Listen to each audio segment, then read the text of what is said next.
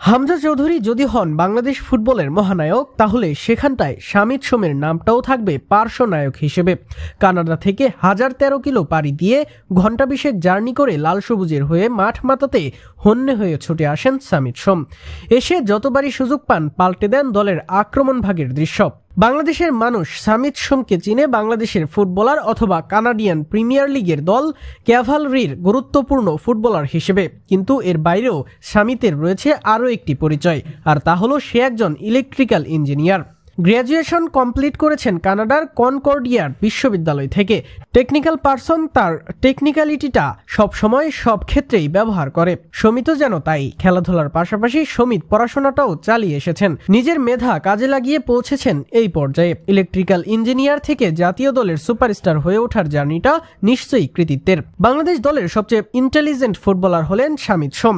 ভারতের বিপক্ষে শেষ ম্যাচটিতে তার বুদ্ধিদীপ্ত কিছু সিদ্ধান্ত বাংলাদেশকে জয় পেতে অনেকটুকু ভূমিকা রেখেছে।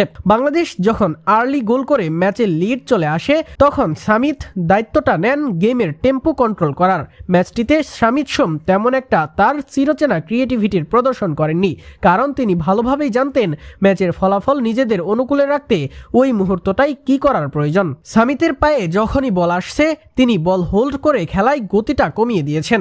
এতে করে প্রতিপক্ষ সুশৃঙ্খল আক্রমণ সাজাতে ব্যর্থ হয়েছে। প্রেস কনফারেন্সে শামিত বলেন, প্র্যাকটিস চেঞ্জ করতে হবে, প্রতিপক্ষের সঙ্গে মাইন্ড গেম খেলতে হবে। সময় নষ্ট করার খেলায় যদি খেলা যায়, এসব আমরা এখনো শিখিনি। আরো আস্তে আস্তে চাই, আরো শিখবো, যে এক্সপেরিয়েন্স পাবো, জিততেও পারবো। শুধু ম্যাচের টেম্পো ধরে রাখা নয়, ম্যাচের অন্তিম মুহূর্তগুলোতে শামিত কিছুটা মাইন্ড গেম খেলেছেন টাইম ওয়েস্ট করে। বাংলাদেশের ফুটবলে আসলে সচরাচর এইটার বাস্তবিক প্রয়োগ করতে দেখা যায় না, যার জন্য প্রায় ম্যাচেই তীরে এসে তরি ডুবতে দেখা গিয়েছে। শামিত সোম এসে যেন শেখালেন কিভাবে মস্তিষ্ক ব্যবহার করেও প্রতিপক্ষকে দমিয়ে রাখা যায়। ফুটবল পায়ের খেলা হলেও ডিসাইসিভ মোমেন্টে এসে মস্তিষ্ক খাটিয়ে নিতে হয় কার্যকরী সিদ্ধান্ত। শামিত সোম ঠিক এটাই করলেন। শামিত সোম তার ইঞ্জিনিয়ারিং মাইন্ডসেট কাজে লাগান ফুটবলেও। তার অন্যতম বিশেষ দক্ষতা হচ্ছে অসাধারণ পাসিং নৈপুণ্যে। টাইট স্পেসে সতীর্থদের সঙ্গে 1-to-1 পাস খেলার দুর্দান্ত দক্ষতা। বিশেষ করে দূরের সতীর্থদের কাছে নিখুঁতভাবে বল পৌঁছে দেওয়ার দক্ষতা লক্ষণীয়। প্রতিপক্ষের ডিফেন্স চেরা সৃজনশীল পাস দেওয়ার সামর্থ্য তার খেলার আকর্ষণীয় দিক।